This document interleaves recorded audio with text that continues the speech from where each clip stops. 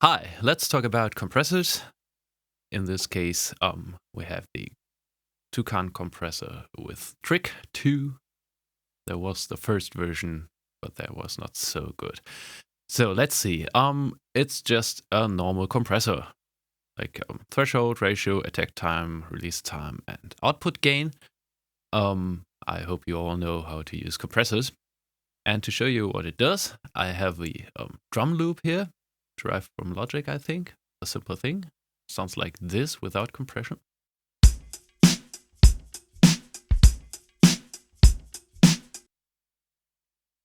And we can turn that on and see the processing here. You have the readouts. You have the graphics commonly known for compressors.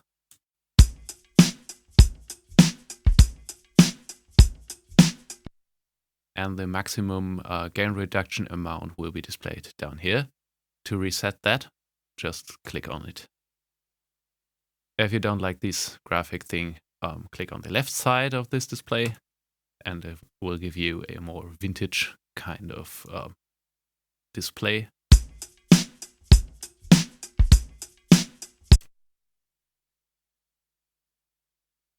Now let's get to these nibbles over here. The first one turns the compressor from the forward mode to the feedback mode. The feedforward mode detects the signal at the input of the plugin and then processes it like you turn the knobs.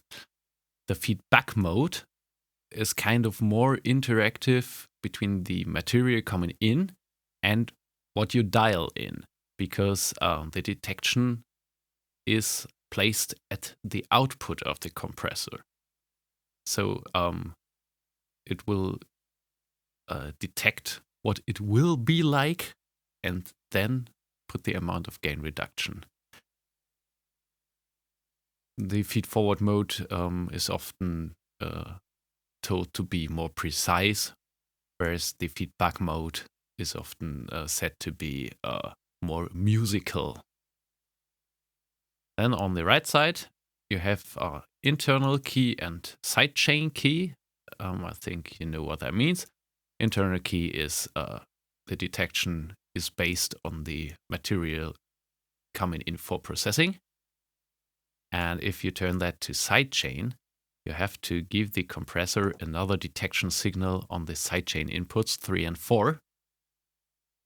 And that is the detection for the amount of gain reduction applied to the signal coming in from 1 and 2.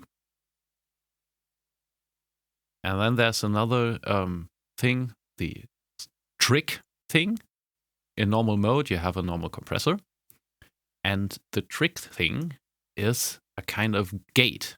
The compressor just outputs the compression itself. So if I have no compression, what should be the case now? Yep. You will hear nothing from the unit.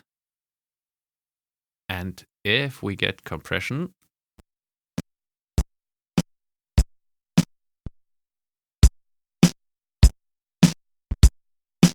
you will hear the compression signal.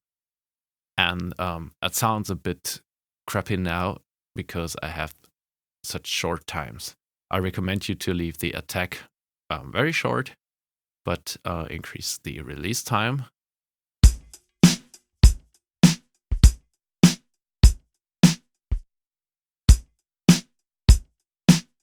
And now we have gated out the hi-hat.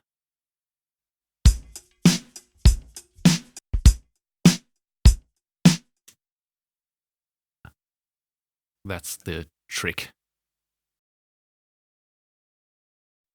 Let's have a look at the NC76, which represents a very famous compressor unit. I think most of you will know that. It features an input gain and output gain. The ratio is on 4 ratio stages over here. And it has attack times and release times, which are pretty fast. That's a very fast compressor. So if we hear that compressor,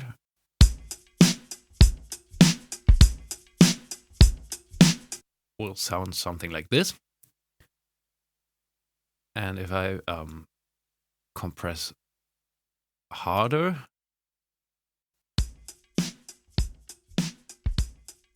you'll notice that especially drums lose their attacks, the punch. So I put a knob over here for getting that punch back.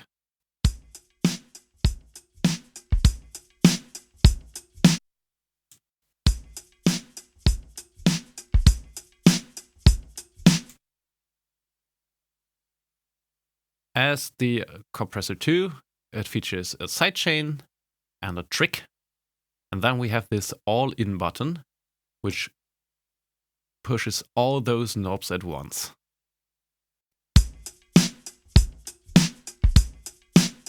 Which also is a famous mode for those compressors.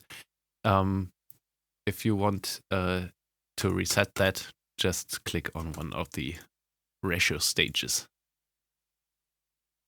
So now it's time to get over the last compressor, the LA1A, which is also a very famous compressor type.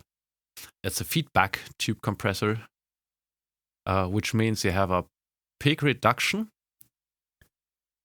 It's actually not a tube compressor, it's a tube output stage and an optical compressor, but never mind. Just keep in mind that this is a feedback compressor, so the amount of the output stage will affect the gain reduction. Then you have the compress mode and the limit mode, which is 4-to-1 compression and 8-to-1 compression usually. And you have a sidechain filter. That's more kind of a slow compressor.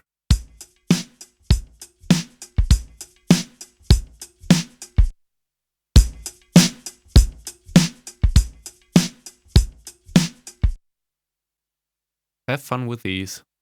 Bye-bye.